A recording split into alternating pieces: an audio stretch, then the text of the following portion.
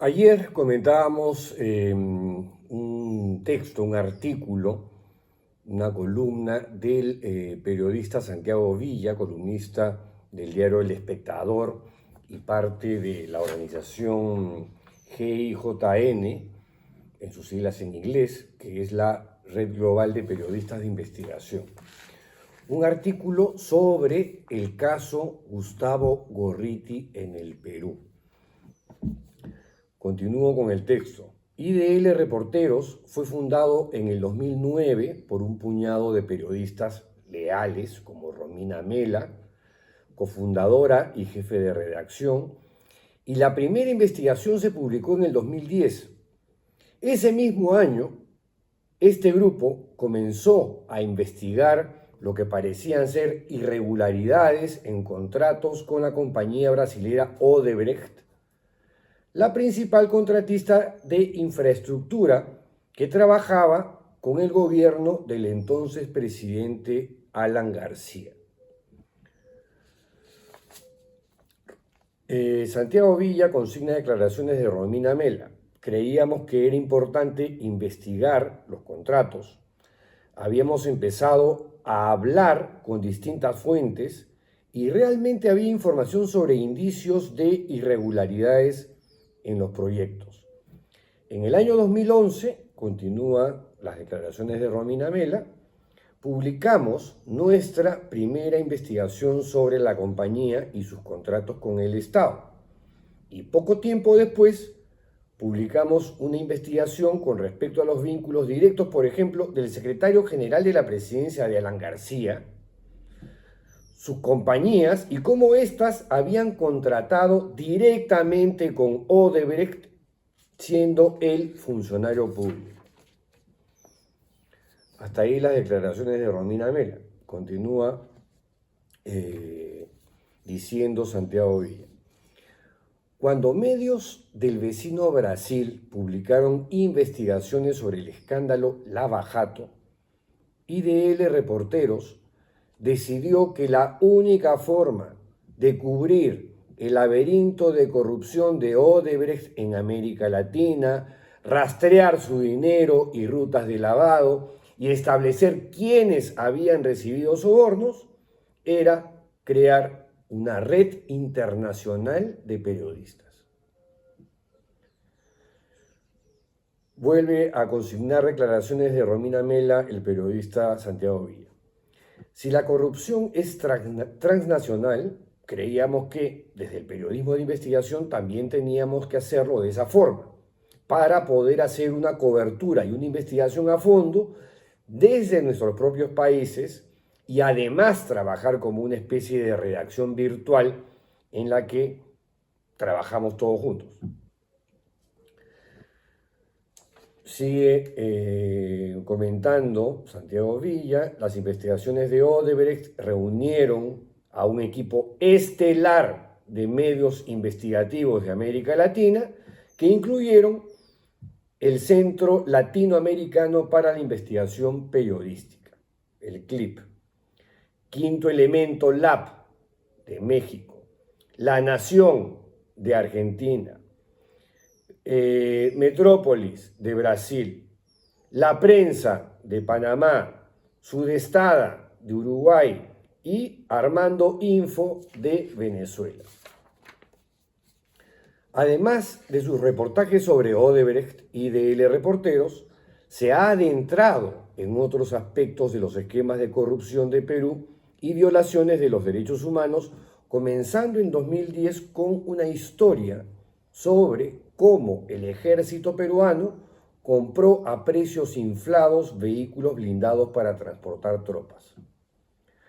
Gorriti dijo que otra investigación clave hecha por IDL Reporteros reveló una red de corrupción en las altas esferas del sistema judicial peruano. IDL Reporteros también hizo alianzas investigativas con medios afines para cubrir historias transnacionales como los Panama Papers, los Pandora Papers, los FinCEN Files, la división de sobornos, el proyecto Rafael y el asesinato de Miroslava Brecht. el equipo de IDL Reporteros aún es pequeño. Lo único que te puedo decir, dice Gustavo Gorriti en esta nota, es que IDL Reporteros es extraordinariamente austero. Y esto lo dijo cuando se le preguntó sobre su equipo y el presupuesto que maneja. Durante muchos años, la mayoría de su financiación provenía del programa de periodismo independiente del Open Society Foundation, pero el programa se ha acabado. Hemos recibido la colaboración también muy generosa de otras fundaciones, básicamente pocas, es lo que ha dicho Gorriti. ¿Qué más dice Santiago Villa? Consideran que la limitación autoimpuesta a la recaudación de fondos es necesaria para impedir los conflictos de interés. Nosotros nos hemos puesto más autolimitaciones a los fondos que podemos recibir que otras publicaciones. Esto también lo dice Gorriti. Entre ellas, anota Santiago Villa, no reciben financiación o subvenciones que provengan del gobierno nacional o de gobiernos extranjeros. Incluso después de las repercusiones por las investigaciones sobre Odebrecht, Perú siguió en una crisis política. En el 2022, el entonces presidente Pedro Castillo fue arrestado luego de intentar disolver el Congreso. Una maniobra interpretada como un intento de golpe de Estado. Bueno, interpretada no, fue un intento de golpe de Estado, ¿no? Clarísimo. Los partidarios de Castillo salieron a manifestarse en las calles y hubo enfrentamientos con las fuerzas de seguridad. En Ayacucho, una población agrícola en la cordillera, apodada la ciudad de las iglesias por sus 33 iglesias católicas, las fuerzas de seguridad mataron a 10 civiles que protestaban en las calles. Uno de ellos fue un adolescente de 15 años que murió cuando una bala le atravesó el corazón. La información más detallada de lo que sucedió el 15 de diciembre del 2022 vino de una historia de IDL Reporteros. La investigación de César Prado y Rosa Laura les mereció en el 2023 el prestigioso premio Gabo de América Latina, llamado así por Gabriel García Márquez, y el primer puesto en el premio Colpin de 2023, que también es un premiazo.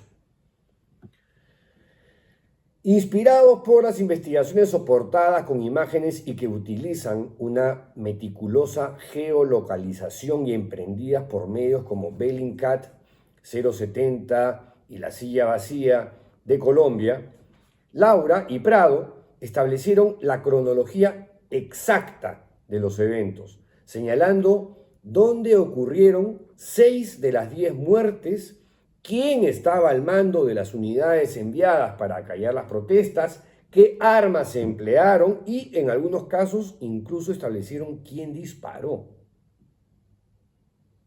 ¿También se olvidaron de eso? ¿Qué hiciste tú, Willax? ¿O qué hiciste tú, Expreso? Que ni siquiera mencionan las masacres. Vuelvo al texto de Santiago.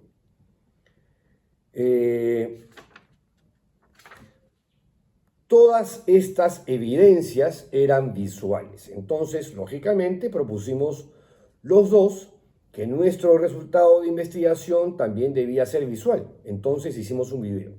Es algo que en IDL no se hacía porque, si bien es una redacción digital, es bastante tradicional. Generalmente es texto y foto. Lo del video sí fue un poco innovador para el medio, pero lo bueno es que siempre te dan cabida para estas cosas. Estas declaraciones la hizo la periodista Laura. Sigue comentando Santiago Villa que algo clave para el éxito de la investigación de Prado y Laura fue aproximarse a las familias de las víctimas y sus abogados, que les proporcionaron información de los fiscales y videos de móviles con los que construyeron su recuento de lo sucedido. Cuando la policía se vio superada por el número de manifestantes que ocuparon la pista del aeropuerto de Ayacucho, se ordenó la presencia del ejército. Prado también habla para esta nota y dice: cuando ellos, refiriéndose a los soldados del ejército, reciben este encargo, casi no tenían armas no letales o en muy poca cantidad. Creo que en muchos casos los militares que salieron a repeler a los manifestantes eran personas muy jóvenes que tenían muy poco tiempo en el ejército, no tenían mucha preparación y en cierto punto del operativo hubo también un desbande. En algún punto se perdió el liderazgo y hubo grupos que actuaron de peor manera que otros.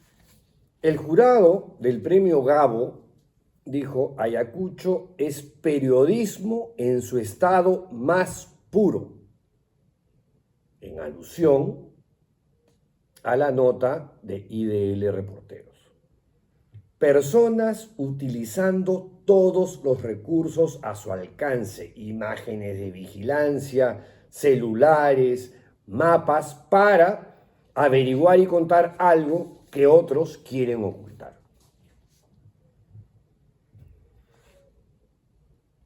Desde su inicio, IDL Reporteros ha sido allanado por la Fiscalía General, ha enfrentado presiones para revelar sus fuentes, sus periodistas han sido vigilados y las organizaciones de ultraderecha han montado protestas frente a su sede. No obstante, tanto Romina Mela como Gustavo Gorriti insisten que la crisis que hoy enfrentan es la peor en su historia. Gorriti advierte que su experiencia debe ser interpretada como una advertencia sobre los retos que enfrentan los medios de investigación en países donde la prensa está bajo ataque y donde está en riesgo la financiación de periodismo de alta calidad. Dice Gorriti: es un nuevo tipo de amenaza que estamos enfrentando aquí y que seguramente otros están enfrentando en el mundo o tendrán que enfrentar en el futuro próximo. Si es que la ultraderecha continúa alcanzando niveles de poder a nivel mundial, esto solamente se va a acrecentar. Y entonces el panorama de peligros que se ve en múltiples frentes a la vez va a resultar muy acrecentado. Algo que para mí también es lógico. Si lo toleramos, esto va a empeorar. Le van a pasar el caterpillar a la prensa independiente. Dice Santiago Villa, ya terminando: la única respuesta para medios como IDL Reporteros, esto lo dijo Gorriti, que no tienen enormes recursos financieros a su disposición, es seguir adelante, con una defensa anclada en la integridad de la sala de redacción, en la precisión, certeza e impacto de sus datos, en la capacidad de respuesta y en la solidaridad de otros medios internacionales. Y ahí acá. Y qué pena que tenga que ser explícito Gustavo Gorriti en lo de la solidaridad de medios internacionales, porque en la prensa local, con las honrosísimas excepciones, la gran prensa ha hecho mutis por el foro y por el foro también. Hasta mañana, si la tolerancia lo permite. ¡Chao!